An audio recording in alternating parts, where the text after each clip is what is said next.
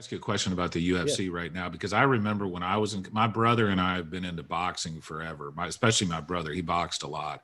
But I remember the first UFC, we had to buy the VHS tape and we bought it. And of course, Hoist Gracie just, oh my God, I can't believe, we could not believe what we were watching. So what was, when you were thinking about moving to America, the UFC had already began? Yes. It's coincidental. I think, now that you say about Horace Grace and I try to put things together, for some reason, Jiu-Jitsu wasn't my destiny since the back of the time. I just never realized. Yeah. So when I was a kid, okay, me and this guy actually, they moved to the United States. We have a good friend that we actually call a cousin because we're so close together. We spend time together. He sleeps on my house. So his brother plays in a band called Sepultura. Okay. So Yeah. this band become a very famous band in America. Yeah. It's a heavy metal band. Yeah. So I used to say to people, oh, my cousin plays in a Sepultura because I was very close to the guy. And they make a video. And the video that they make was actually the first video with the Gracie family about the UFC. Really? Wow. Yes. Nice. And Nice. when he comes to Brazil, he brings to my friend the Gracie jacket. I say, oh shit, Gracie. So I have the idea of the UFC since that time. I say, damn it, this guy have the Gracie jacket, bro. I still remember when the Gracies would come in and there would be a long line of Gracies and they hold each other. I'm gonna send you the video. This video is very this band was as big as Metallica, Yeah. called Sepultura. They still playing. And they did this video. And when I moved, my friend moved, this guy called Nadu, he was a Kung Fu instructor. Yeah. And he's the one who actually teach me some stand-up and I teach him some jiu-jitsu. We kind of cross-training at home, Yeah. And then we said, let's go fight UFC or maybe fight whatever. We can make some money in America. So he moves first. I remember 6 months after he moved, September 11 came. Oh, man. So they closed all consulates. Yeah. I call him and say, man, dream is over. Can get the visa. They won't let me in. Yeah. But end up that things get better. And I move and I stay with him for a couple of weeks. And this is in California? Yes, Hollywood. I moved directly to Hollywood. You went straight to Hollywood? Yeah, straight to Hollywood. Yeah. By the Chinese theater. I live on a street called Yucca Street. Nice. So he has one bedroom apartment and we always sleep at me, him and his wife. We put like a sheet, the bed sheet separate the room. Yeah. So I have half, he have half. Yeah, sure. And we end up have nothing to do with the UFC, but like I say, Jiu-Jitsu was on my destiny. Okay. Yeah, for sure. So what happened is he got a job as a delivery pizza and he told me, hey, you got to walk and try to find a job. You're going to see places that say help you wanted. Just apply for the job. Yeah. That's how it works in America. And I start to walk, on car washes, everything to get a job because what I want is to get a job where I can work little hours, train, and try to be UFC fighter, Yeah, sure. So I got finally a job after 2 weeks looking. I got a job in a place called Zabumba. It was a bar on Venice Boulevard. Yeah. In Los Angeles, So coincidentally, the bartender was Horion's daughter, which is Horace Gracie's brother. And that's Horion Gracie, yeah. Horion Gracie, the creator of the UFC.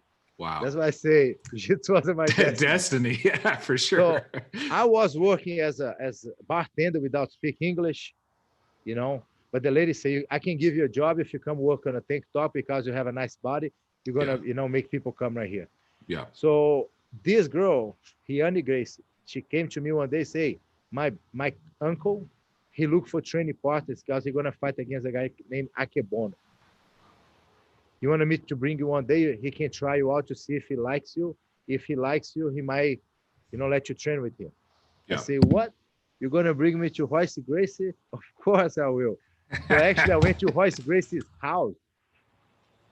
Nice. And then I trained, and then he liked it, and he kind of hired me, and I was Horace Gracie's training partner for years. Nice. Everywhere that he goes to Japan for all his fights, he takes me with him. I think what a lot of people don't know about Hoist Gracie is, and the Gracie family, is when he fought in that first UFC, he was actually not the family champion. They had Hickson. Hickson was in the background, and so I think if the plan was if Hoist didn't win, then they were going to send the family champion in. No, the plan was not this. The plan was Hickson. Everybody knows he's strong. We want to prove that this thing works. We're going to take the skinny one. Yeah. Because Hickson's big and strong and muscular, and the Hoist was 170 pounds, maybe, something like that. That's why they say Hoist, because, they say this skinny guy, he will beat everybody. And he did. Yeah. He shocked the world. So I was, like I say, lucky enough to be on the right place on the right time without planning anything. And I end up with the God, with Hoist Gracie. Yep. And everything starts right there. And then he took me, to Japan, to all these places to go with him for his fights, to train. And I learned a lot of self-defense, a lot of things that the sport jiu-jitsu, sometimes some places, they take away. Yeah. And I remember in 2005, I think, 2006 or something like this, Master Carlos moved to America. And this is Master Carlos Gracie, who was, at the time, he was the head of the family. No, Master Carlos was because the family is Helio on one side and Carlos Gracie is on the other side. Gotcha. So Carlos Gracie, he teaches Helio, and Helio teaches his kids, which is Hickson, Hoist Gracie, Horion, Euler Gracie, Holker Gracie. It's a bunch of champions. Gotcha. Carlos Gracie, he have his kids as well, which was Carlos Gracie Jr., the youngest kid, but they have like Robson Gracie, they have Carson Gracie, they have a bunch of other Gracies that came from Helio. They have a bunch of kids, Yeah. And Helio Gracie of the family, they went more to the MMA. Yeah. The other side of the family, they stick more with the jiu-jitsu. Gotcha. So Master Carlos Gracie Jr. is from the side of Carlos Gracie. Gotcha. Which was actually the creator of the sport. Gotcha. So Carlos moves over to California. What year is this, Ulpiano? I think it was 2005 to 2006. Okay. And when he moves, because I was a Gracie Barra guy, my French trainer, Gracie Barra, and actually with Hoist Gracie, was more focused on his career as an MMA, and I was training more MMA. Yeah. And at that time, I was not even introduced to the MMA thing anymore because fights was always overseas. UFC was one every 3 or 4 months. Yeah. So I decided to go back and focus on my jiu-jitsu again. Because I was a brown belt at the time, I said I want to become a black belt under Master Carlos. So he opened a school in Lake Forest, and I started training over there every day. And then in 2006, I got my black belt. And he come with the idea to open your own jiu-jitsu school because you're good, you've been working as a bouncer, all these jobs, so you should believe in yourself. And then I opened a school in Santa Ana. Santa Ana, California? Yes. Yeah. And then I was training a lot. Then I met a lot of MMA guys like Babalu Sobral, Mark Munoz, a lot of guys that was coming to California because California became the mecca of MMA, Jiu-Jitsu. Yep. And I was fortunate enough to meet a lot of people. Then I did some professional MMA fights, but get to a point that UFC, even the other MMAs, was never something very rewardable financially. Yeah.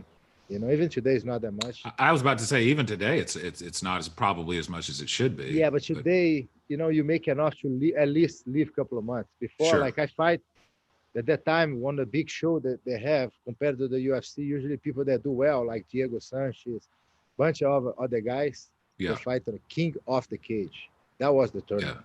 Yeah. At the time. Yeah. So I fight for $450. Yeah. So you can't even pay your rent. Yeah. So the focus of fighting MMA for me was dying because I say I can't. I have to have a job training, and I'm not going to be as good as I want to be if I do this. Yeah. And like I say, sometimes I look back and I regret because I couldn't be focused and fight MMA, maybe make it to the UFC. But sometimes I look people that make the UFC, and I look them today, they are 100 steps behind me, you know? Yeah. So Yeah. sometimes in life you have to make a choice. So that's the choice that I make. Master Carlos told me to open a school, and then I opened a school, and I was focused more to become actually a teacher, jiu-jitsu competitor than actually.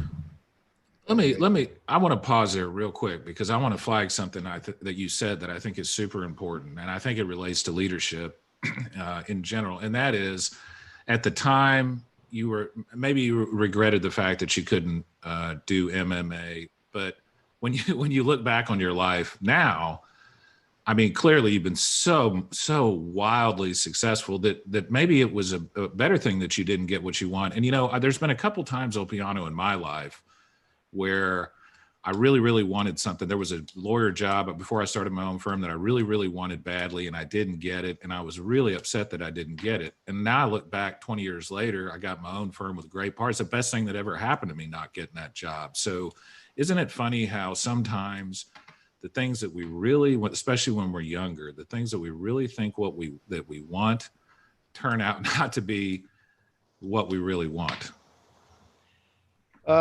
Yeah, like when I say sometimes I regret, not because the outcome that I have in life. Yeah. Sometimes I say that regret as a personal realization that I see people there. I know I'm better than the person. Yeah. That makes the UFC, and I couldn't make it because Yeah. I just want to, at the time, Yeah. like sometimes I think like I couldn't have this on my legacy, but I did, But Yeah. again, it's not a regret that kills me or anything. It's sometimes I just think I say, man, I couldn't do different. But like I say, in the same time that I believe that jiu-jitsu was my destiny. Yeah. For a long time, and I not have any regrets. It's just like sometimes you think as an athlete, you want to accomplish something that I couldn't accomplish it. Then I think was just because not that I don't believe in myself, but I see out another ways to succeed. Yeah. And I just, pass. I have friends like I'm gonna give you an example, Romulo Barral. He couldn't make it to the UFC if you want. Yeah. And we talk about this, and he chooses to don't do it. He did some MMA fights like I did, small shows, but he chose to not do it because he said, why?